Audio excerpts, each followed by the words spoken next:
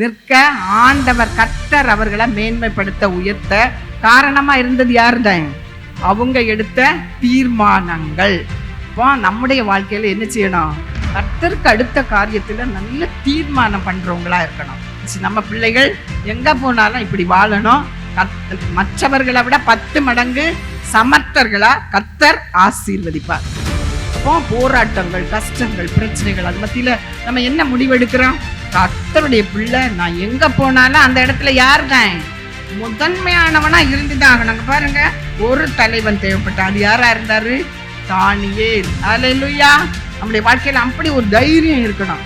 கர்த்தரை குறித்த விஷயத்துல இன்றைக்கு யாரும் எதையும் பேச முடியாது. இருக்கிறீங்களா? அப்பா, தேவனுடைய பிள்ளைகளுக்கு விரோதமா யாரு எழும்பினாலும் என்ன செய்வாங்க? அவங்க தான் நொறுங்கி போவாங்க. நம்ம என்ன செய்ய மாட்டோம்? ஒரு நாளும் அசைக்கப்படவே முடியாது.